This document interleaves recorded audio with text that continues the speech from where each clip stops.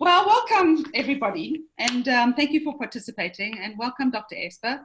We are lucky to be able to benefit from your expertise today.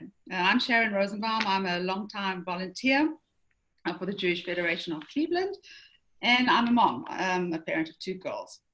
So today I just want to tell you how we'll structure this. I'll do a brief introduction, then Dr. Esper will talk, and then he will take your questions. So please write your questions in the Q&A box on the Zoom screen for those who are able to, and we'll try and take as many of those questions as we can. This is a very stressful time for all of us, and particularly for those of us that are parents. And what can help, and what helps me, is to be as prepared as possible and to arm ourselves with information and with expert guidance, and that's what we are providing for you today. Our Cleveland Jewish community stands out on a national, even international level in our care for each other and in our ability to proactively handle challenges. And to that end, the Federation has turned to experts in the field and created today's webinar, What Parents Need to Know About the Coronavirus. Experts answer your questions.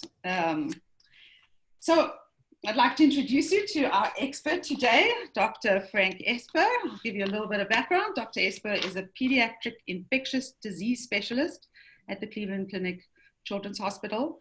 He researches viral respiratory infections and emerging infectious diseases while also running a busy practice. Dr. Esper is a frequent contributor to many local and national news outlets. We're lucky to have him. He's provided his expertise on a broad array of topics, including emerging pandemic infectious diseases, vaccines, and public health policy. Perfect for what we need today. Dr. Esper earned his bachelor and MD degree right around the corner from Case Western Reserve University. He completed a residency in pediatrics at Riley Hospital for Children in Indianapolis, followed by a fellowship in pediatric infectious disease at Yale.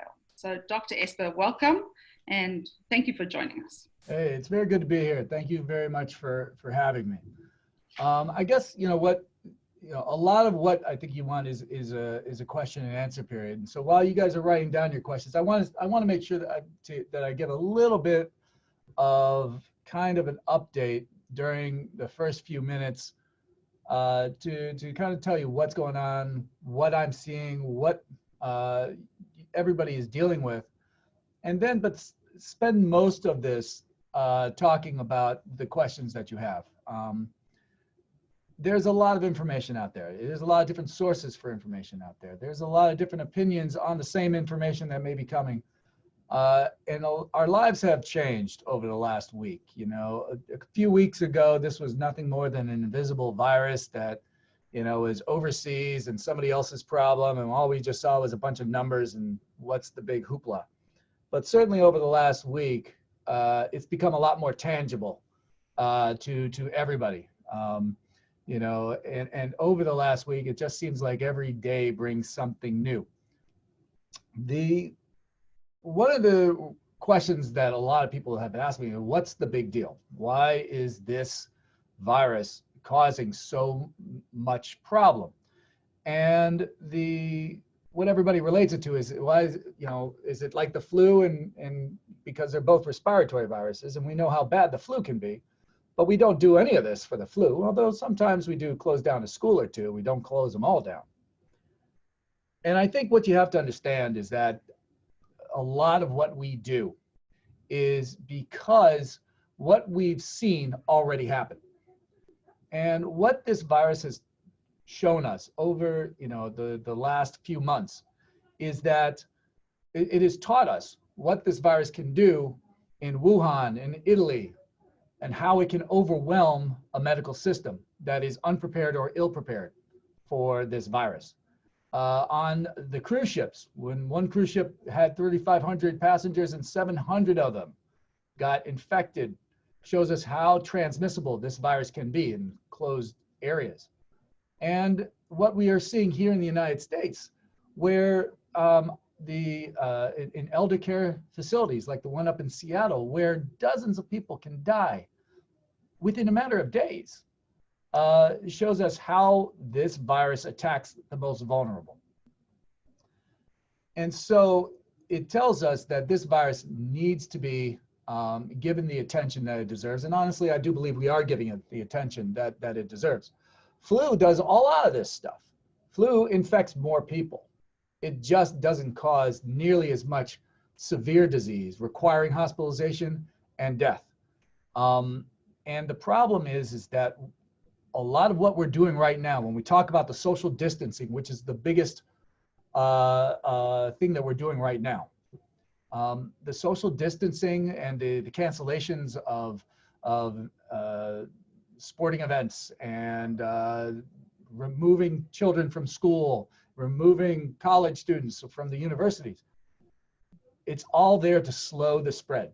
It is all there to slow the spread because we're worried that the medical facilities in the United States can be overwhelmed if we don't do this. And what we're doing is we're buying ourselves some time. We have fantastic medical facilities here in Ohio and around the United States. And they can do, stuff that most countries cannot do. But if everybody shows up on the doorstep at once, then we can't care for the people that are sick the way we would want to care for them. We run out of beds, we run out of oxygen, we run out of nurses and physicians to care. We get overwhelmed. And that's what we saw in Wuhan. That is what we are kind of seeing in Italy. And that is what we do not want to have. When you see just a smattering of cases, the case fatality rate goes down. We're able to give people the attention. When your medical system is overwhelmed, you're seeing case fatality rates much, much higher. Everything that we're doing, everything that we are suffering, and make no doubt, this is not more just inconvenient. We are suffering, all right, because I got 5 boys at home and I know exactly what we're going through when they have nothing to do all day. And that they are, that we are doing it all together as a community, and a community in Ohio and a community across the United States, in order to work together to slow the spread. And we slow the spread, it continues, but it never hits that peak. We don't get overwhelmed. We're able to heal people, we're able to treat people, and we're able to get on with our lives once the wave has passed. All right, I think that's kind of where I am right now, but I would love to hear some of the questions and comments, and I will certainly go into more detail as the questions arise. There are a lot of questions coming about play dates, about kids who have no school, and like your 5 boys, that's probably driving their mother crazy. And there's an interesting question here. I'm actually going to read it. My 7-year-old has 2 next door neighbors he plays with daily. It's him, the boy next door, and 2 brothers on the other side. They play baseball and football. It's only them. We're allowing them to play with each other outside. We're not allowing them into our houses, and the other siblings aren't seeing other kids. Should these 4 kids still be allowed to play outside? Right. I mean, how can we select people, neighbors, and say we are only going to hang out with you? Right. I think that, when you actually talk about social distancing, it is not that we want you to go into the basement and, seal all the doors and shutter the windows and, don't come out of your cave until, this is all over. That's not what we're asking. Now that's something that they're talking about, in other areas of, the world. And that's what we're trying to avoid. It is not recommended that you don't talk to your neighbors. In fact, I would say it's still very encouraging. Having a play date, I think, is reasonable when it is a situation that doesn't require a lot of children all at once. That, going to your neighbor's house or seeing your neighbor when you walk your dog and saying hello is not a problem. Doing things outside is not just, it should be encouraged because it's very healthy. So I would not, it's not that we're telling you to truly isolate yourself off from your neighbors. But if you're asking, should I have a play date where there are 10 children over in the house, or a sleepover where there's, numerous people, that can lead to a problem. Remember, every child has a different exposure from other children or other families, and if they all come together once, then you can see how exposures may multiply. One of the things about children, and this disease, and we're still learning a lot about in this coronavirus, but we are very fortunate that children do not seem to be nearly as affected as adults. They don't get nearly as sick. They don't even seem to get nearly as infected as adults do, but they can still get infected, and they can still get sick, and they deserve, all our children deserve the to have the care and caution to prevent them from getting infected, just like anybody else. So I would still say that there's the reason that we are slowing this, we stop the schools is because we don't want kids passing amongst themselves. They don't deserve to get infected, and they then can bring it back into the house where older individuals who are more likely to get sick, both, parents, uncles, aunts, grandparents, they're at much higher risk of getting a more severe disease, and we're trying to prevent that from happening. So 1 to 2 kids, no. But when you're talking about you're going much higher numbers, then I think that you have to bring in a little common sense, and it's going to be different for every family. But it's all about what is your what you're willing to do to risk. The Ohio governor is going with the CDC recommendation of no more than 50. Now, God help you if you have a sleepover with 50 people, all right? But if you, I certainly wouldn't having a sleepover with dozens of kids or a dozen kids, at all. 1 to 2, playing around, that's fine. I think that's okay. I'm surprised to hear that, and is there a lot of people just in my general community that are really that are hunkering down already? I mean, do you think this is something that's going to happen in the near future? It is something that can change. When they say that, there are different levels of, the isolation and the social isolation, social distancing. But, when you talk about, and again, if you go by the CDC and when you go by the governor, they're not saying avoid all contact. They do say that for individuals over the age of 65. They are saying, if you don't have to have contact with people, stay in your house. If you don't have to go out, stay in your house. And you have to understand that when you have kids that come over to your house, if you have someone who's 65 or older, that is a contact that they do not need to have. So you have to, everyone's different, and I can't make a one size fit all rule, but you have to really think that, that this virus can be out there. People can have it, and they may not be very sick at that point in time, and they can still spread it. And that some individuals are, in fact, the vast majority of individuals are not going to get terribly ill with this infection.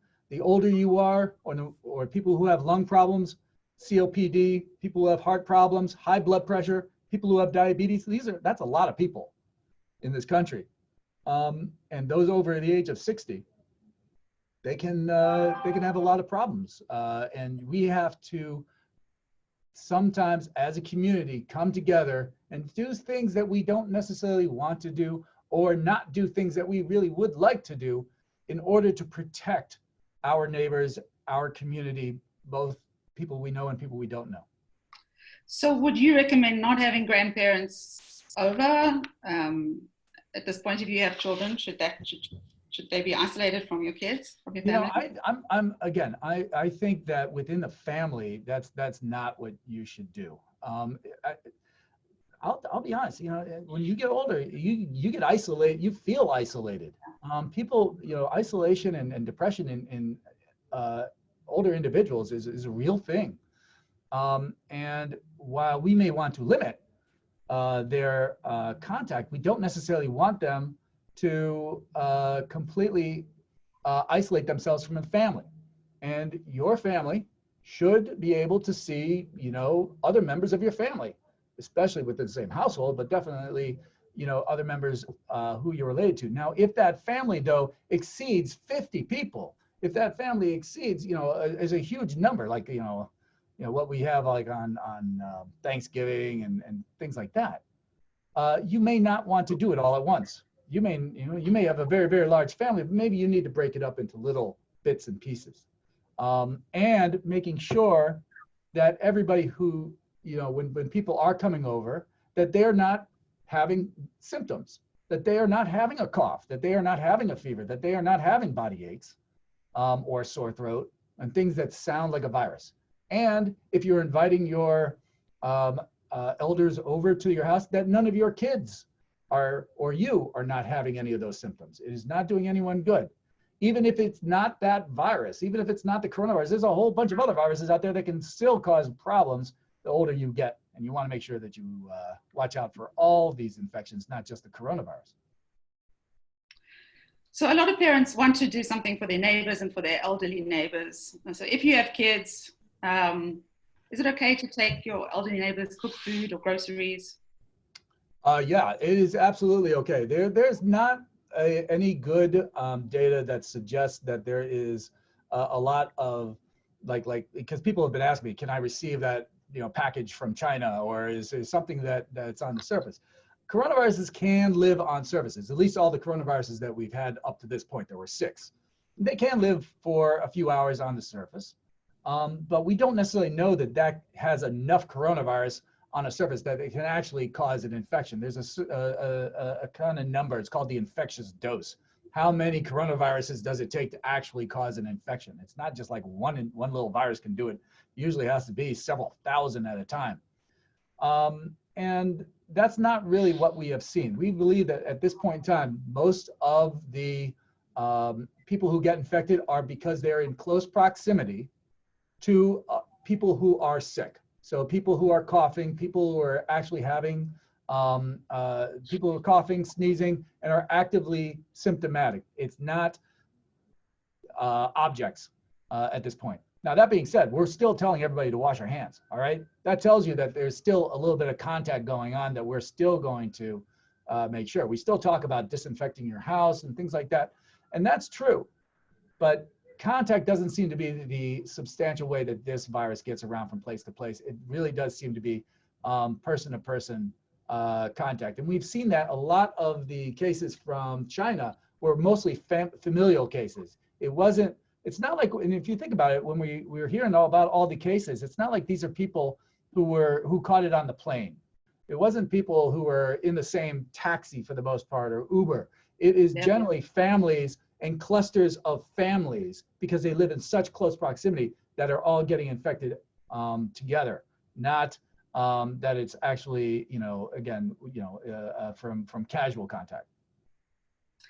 So then from close contact, if you are at home and your husband comes home, what does he need to do other than washing his hands to protect the family?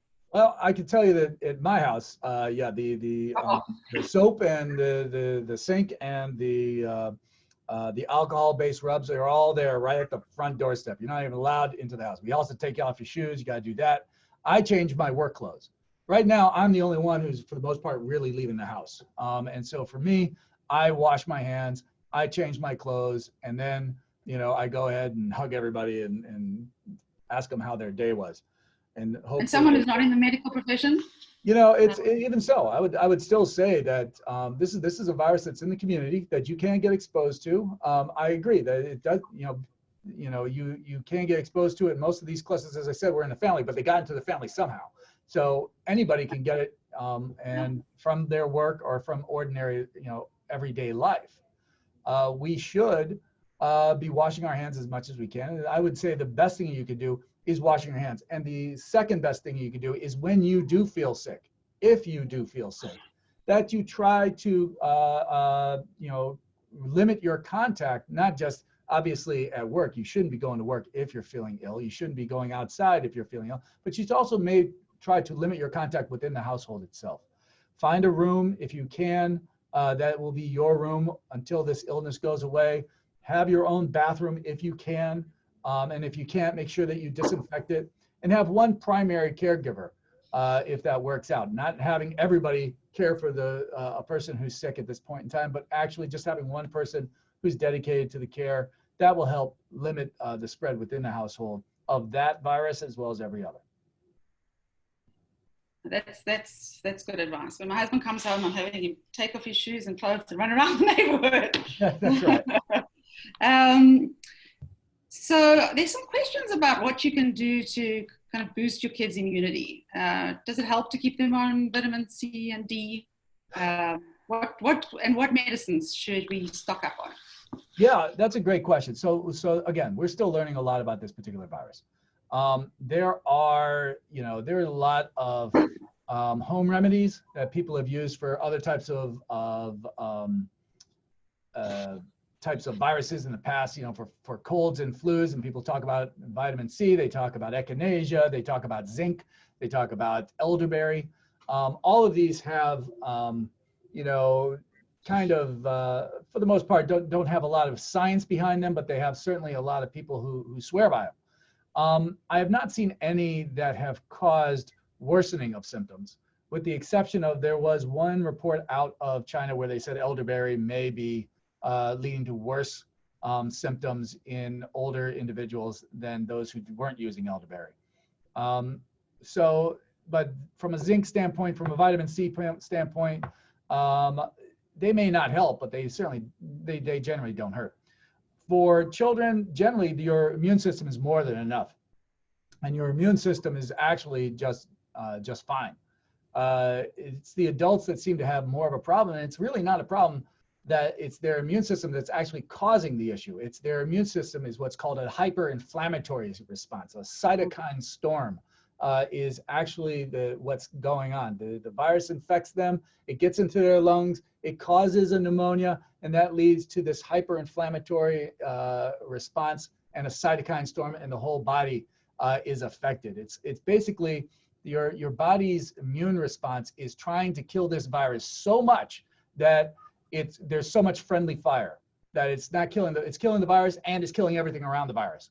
And it's shutting down your kidneys, and it's causing blood pressure problems, etc. So this is a virus that itself is not so much the problem as our immune response to that virus. Oh, that's good information to know. A few questions now about fever as a symptom, and what is the front runner? Yeah. And when does the fever show up within the incubation period? Yeah, so most people, the asymptomatic period, most people will develop symptoms within about 5 days of being infected. And generally, fever is one of the first symptoms that they have. Most individuals, and this is from, an earlier study, and I say earlier studies are only, a month and a half old. But the earliest study where we saw tens of thousands of cases in China, 90+% had fever of some sort. So fever is definitely one of the things. And in fact, if you don't have fever, I'm much more reassured than if you do have fever. So a fever tells me that there's definitely that this coronavirus is happening. Dry cough, it's not a cough that produces a lot of sputum. It's usually dry cough, chest pain, sore throat, that's common for every virus. Muscle and joint pains, that's common for every virus. All of these are common for every virus, and we're still smack in the middle of respiratory virus season. Flu and RSV, which are the two main viruses, are on their way down. Metapneumovirus and parainfluenza virus are on their way up. We're still got a good 2 months of respiratory viruses that we're going to be dealing with, plus minus however long this coronavirus stays with us.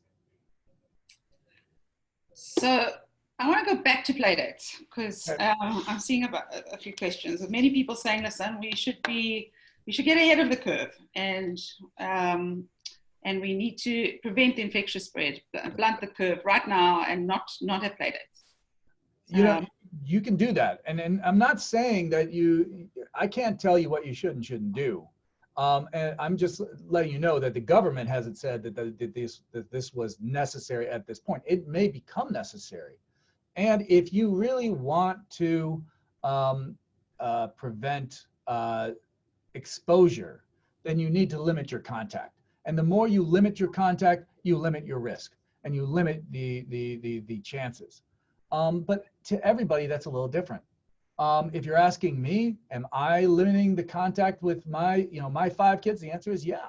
We told the same thing. We said we don't, at least for the next week, and then we'll reassess on the weekend. Where does everything stand within the community?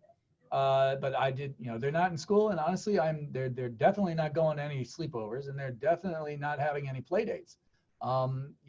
We can deal with, a lot of Fortnite in the house for a little while we, and God help me, there's only so much YouTube I can take, these YouTube videos, before I go in the backyard and scream. But I will deal with it, for 5 to 7 days while I get a sense of how this community is being affected, because the testing was so delayed, and we're only really now ramping up the testing, but we are ramping up the testing. That's why the numbers are going up. That's okay. Yeah. But we're going to try to figure out a better sense of where our community stands, and then I can feel a little bit better about knowing what the risk is. But we can't, when the recommendation is social distancing, not antisocial. It is basically, they still want you to go outside and take a walk and walk your dog and go to the park, say hello, but you don't necessarily need prolonged, intimate contact with neighbors and with children. And I would certainly give a lot of thought to limiting that over these next several days, if not weeks. So let's talk about timing. What are your thoughts about how this is going to escalate? What are we thinking in terms of school closures that are? This is all me, personal opinion, theory. All right, it has absolutely nothing to do with what's going to happen. I will say this: our governor has been very forward thinking. In fact, I would say that Ohio probably stands at the top of how to respond to this coronavirus. We only had 5 cases in Ohio, and he closed the schools with that. All right, we weren't waiting for the 700 cases that showed up in Seattle, and I'm not even sure that Washington State's closed their schools. They may have already, but they were certainly late to that decision. The same thing is going on. What we're trying to do is, if we do this now, we don't end up like what they're doing in San Francisco, where they're telling everybody to hunker down in place for the next 3 weeks. That's what we would like to avoid. If we have to go there, though, we will be ready to go there. But I would expect what's going on the next, in the future. I think we're going to have a much better idea of where we stand in the next 1 to 2 weeks. Okay. We're going to see exactly how much community spread, and more importantly, are we seeing not just how many people we already have baseline, but how rapidly is it escalating? And then I would guess that 3 weeks, because I know the governor closed the school for 3 weeks, I think that's probably not going to be the case. And he certainly has said the same thing, is that it very well may be longer than that, and it may not even be back till the end of the year, and you'll just have to wait till the next grade. I have a feeling that we're looking at this virus for a couple of months. I don't necessarily know that we're going to have the social distancing for the couple of months, but I definitely believe that this virus is going to be out there for a while. Some questions on how often do kids who are at home have to wash their hands, and questions on sanitizer with alcohol, right, with your kids. The preference is soap and water. All right, the preference is soap and water. Although I will tell you that the alcohol-based rubs are nearly as good against an enveloped virus, RNA virus like the coronaviruses, as soap and water. But soap and water kills a lot more germs than the alcohol-based rub, mostly bacterial. Both are good. If you're going to do something, do at least one of those. Doesn't matter, whichever you can do. Start with soap and water if there's a sink available. If not, use an alcohol-based rub that's at least 70% alcohol. What I will say is that the smallest of our children, all right, the 2-year-olds and under, do a lot better with the alcohol-based rubs. They don't have the coordination to wash their hands, let alone the the attention to do it for 20 seconds. But they, so they do a lot better with the alcohol-based rubs. And I think a lot of the parents of young children understand that. And then once they hit, those 4s and 5s and things like that, they get a little bit better at the coordination needed for a good hand wash.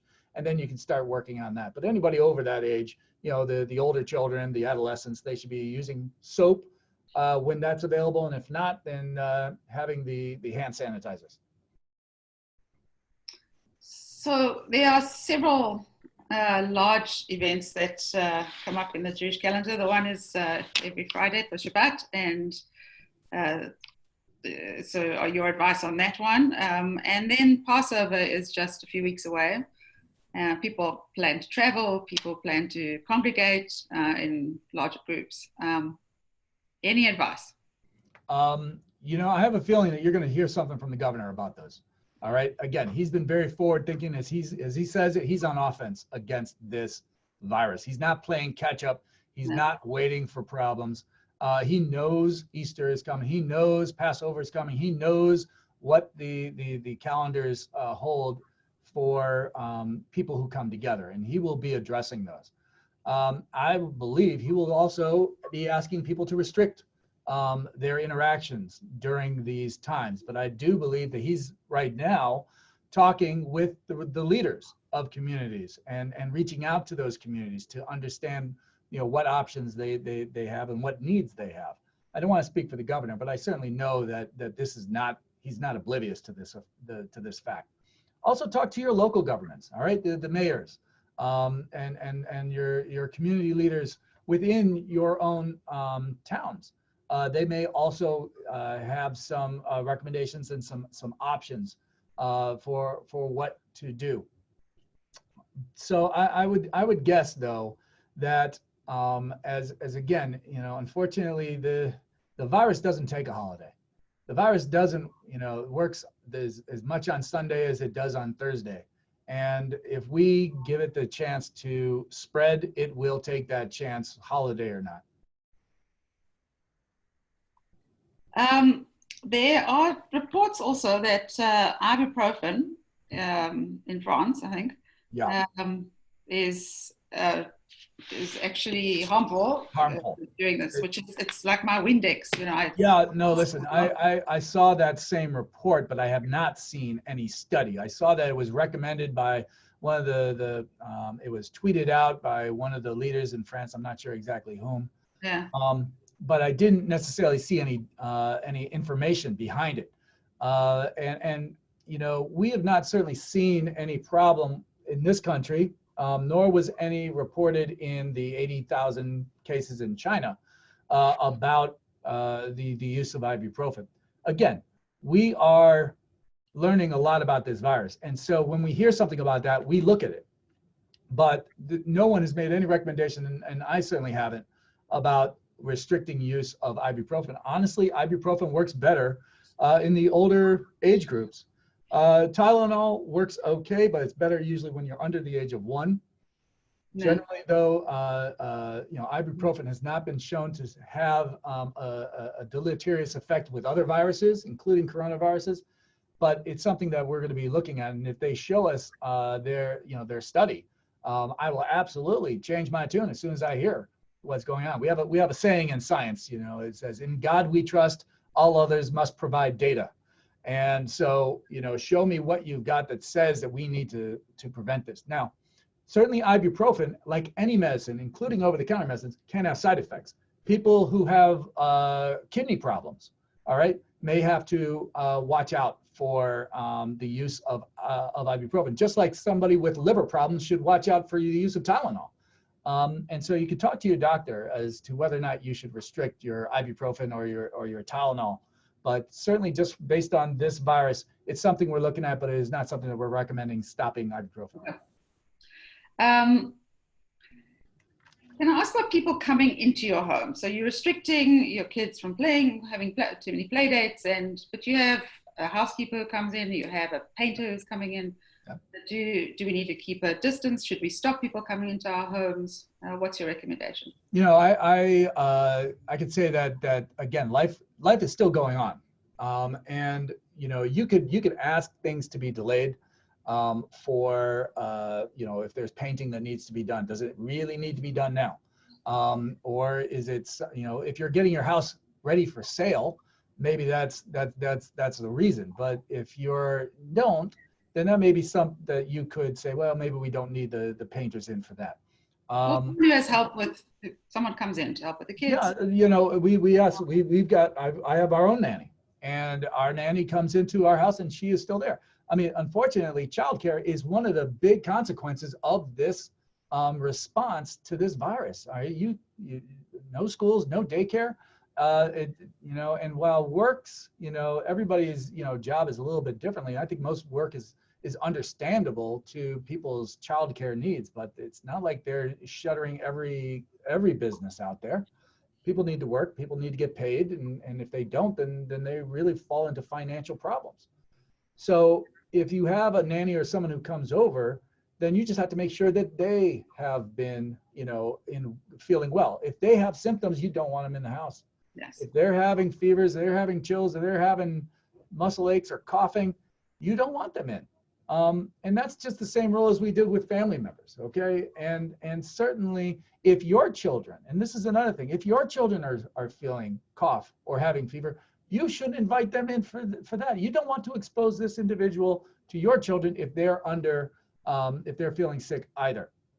But if everybody is well and it's one person, again, we're not telling everybody to say, don't see anyone, all right? There, you know, life goes on. Humans are a social creature. We are built to interact with people, and you know, the social isolation kind of goes against everything that is truly innate to our being. But this is also we're coming together in our isolation. If you think about it, we're coming together as a community to fight as a community against this virus. And this is one of the ways that we can work together is by keeping ourselves apart. It's almost an oxymoron, but it does make sense. Yeah. Drinking water. I've seen some questions about, does it help? I see what you're doing. I'm taking mine. Does that help to be hydrated and keep your throat moist? Yeah, it does. It does because good health is the best thing that you can have if you do get infected with this particular virus. And being as healthy as you can by being well hydrated, by being by if you have diabetes, keeping your sugars low. If you have high blood pressure, keeping you on your medications that your blood pressure is better. Heart healthy, lung healthy. These are all good things to do.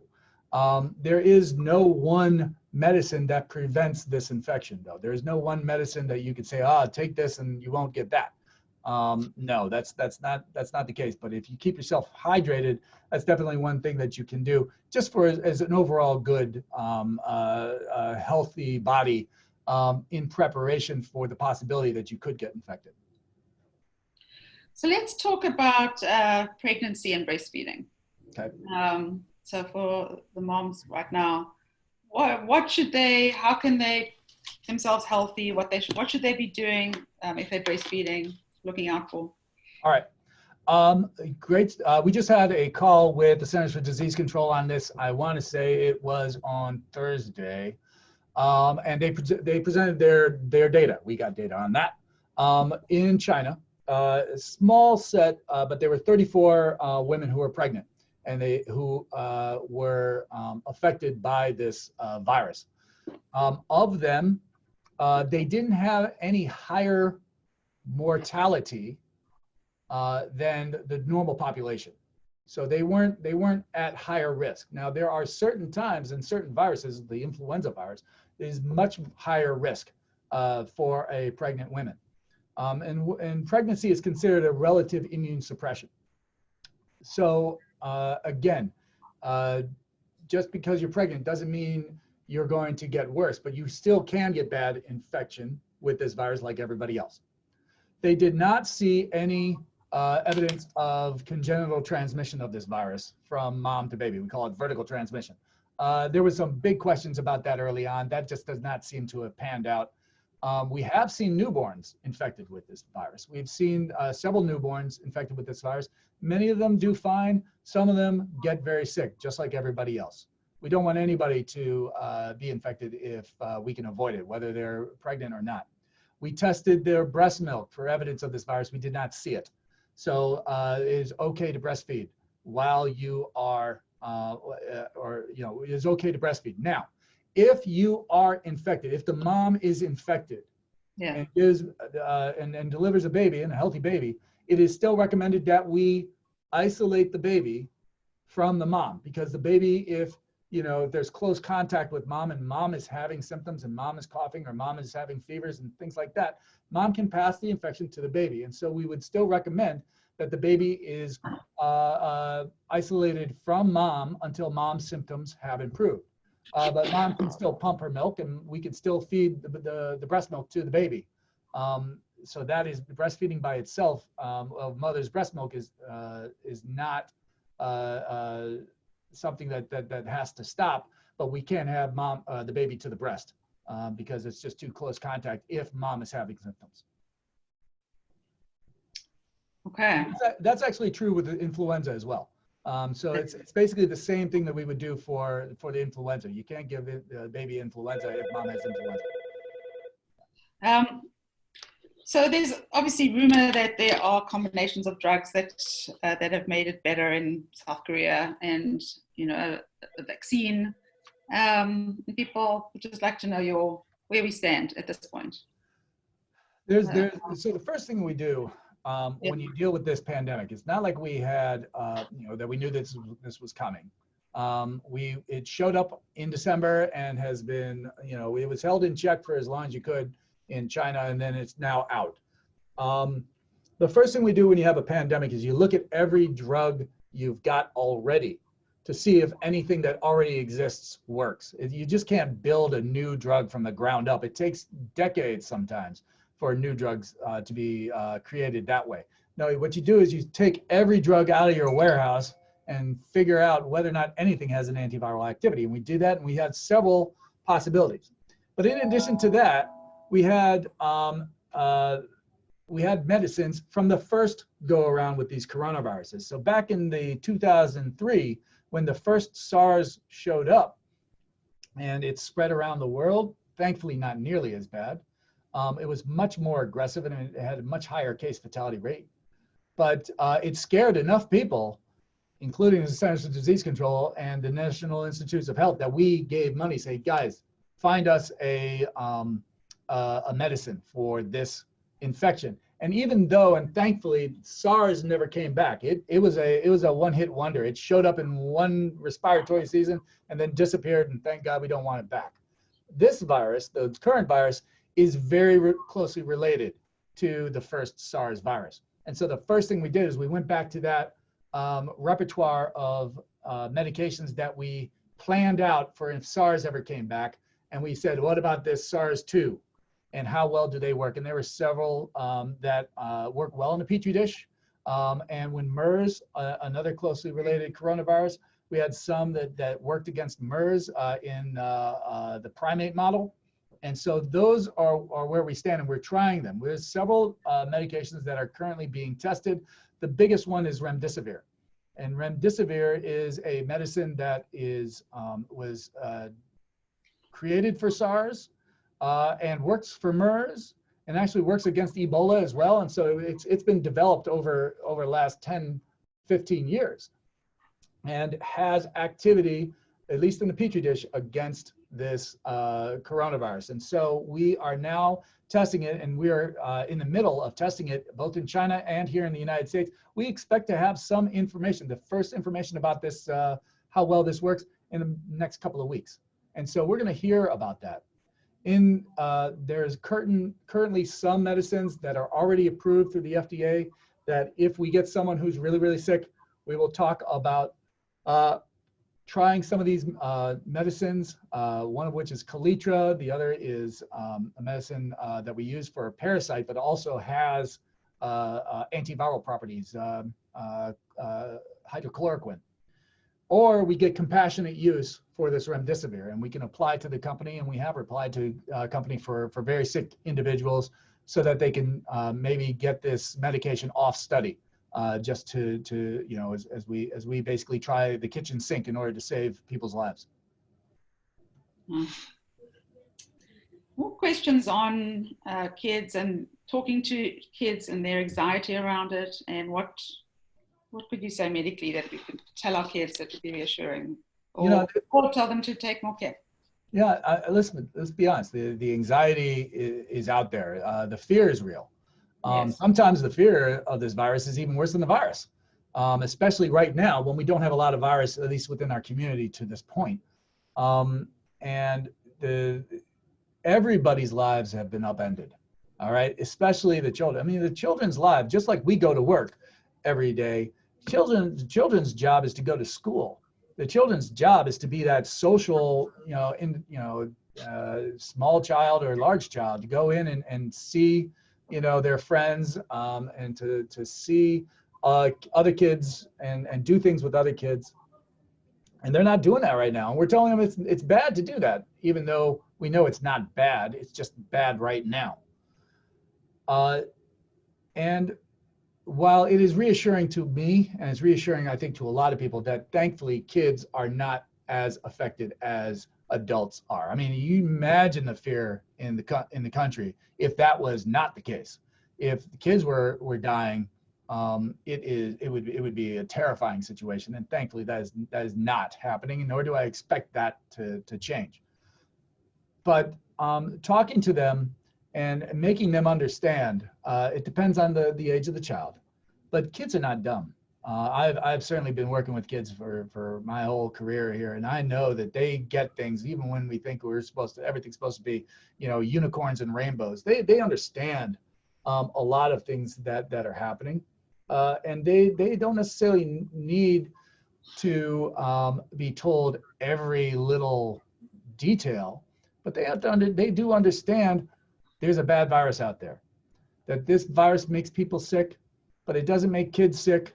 But we want to stop this virus, and people give this virus from person to person and place to place. And if we don't see a lot of our friends right now, this virus goes away quicker. Sometimes that's all they need. Sometimes that's all they want. You can talk to my teenagers at home. They're on the internet too, and they are getting a lot of information. Sometimes it's not right information. There's a lot of false information out there. There's a lot of clickbait and Twitter that are basically just making these bad headlines just so that you follow or follow along into the story. And it makes them scared. And so sometimes you also have to sit down with them and say, this is the right information. Going to the World Health Organization, going for the Centers of Disease Control, going to the Ohio Department of Health. Ohio Department of Health has a great website, coronavirus.ohio.gov. And coronavirus.gov itself is the CDC. There's a lot of good information, and it's also information that we can understand as non-professionals. I mean you. I am a professional. I was about to say, speak for yourself. Inside or outside? Inside or outside? Obviously outside seems to be better, except that in Vail on the ski slopes, there has been quite a bit of contagion. So what do you think? Inside, outside? What, inside or outside for the spread of this infection? For kids to play, sorry. Listen, if they can get outside, absolutely get them outside. If you have a backyard, absolutely play in the backyard. If you can get to the park, go ahead and get to the park. You can play Frisbee, you can play catch, you can run, you can jump, you can hike. It's not that, oh my God, I see another person on the trail, run into the woods. No, that's not what we're doing. Yeah. Right? You're allowed to transiently pass someone on the park. That's not an exposure. What about playing on equipment for kids going to a playground? That's a great question. And the answer is, at this point in time, I would say that any outdoor playground is not a high-risk exposure, only because this virus does not last very long on equipment. A couple of hours, they say, but if it's under the elements, okay, I mean, when you're under the sun and the rain and the wind and everything like that, this is not a very hardy virus. RNA viruses don't last very long outside the human body. And again, the transmission does not seem to be as big on contact. We are still learning a lot, and we're still seeing studies, and I have another study that I have to read that's talking about contact and how long this virus can last on surfaces. But even just because I can detect its genetic fingerprint on a piece of plastic doesn't mean that A, that genetic fingerprint is alive to cause an infection, or B, that there's enough of it to actually cause an infection, even if there was some alive. That part is not known. The way it's acting is a lot more like influenza, like it requires respiratory transmission, coughing nearby, sneezing nearby, or close prolonged contact, not, you know, fly by night and I played on this swing and now I'm contaminated. That's not how this virus is working. Oh, that's you know, a lot of information that I didn't know. I'm going to ask you one last question and then conclude. So what's going on with your day-to-day life in the clinic? You know, how are you handling all of this? It's busy. It is very busy. We all have parts to play. There are everybody, you know, and again, this is all part of you know, a coordinated response. All right, this institution, Cleveland Clinic, is a fantastic institution. One of the reasons why we were one of the first to actually have testing is the upper people in the administration opened the door, opened their wallet, said, you have whatever resource you want, get this test online.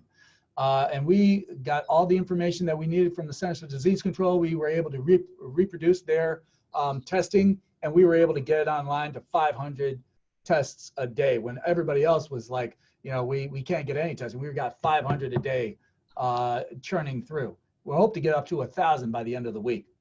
And this is one of the ways that we're increasing capacity. If we identify people who are infected now, and again, the vast majority of people will not be sick.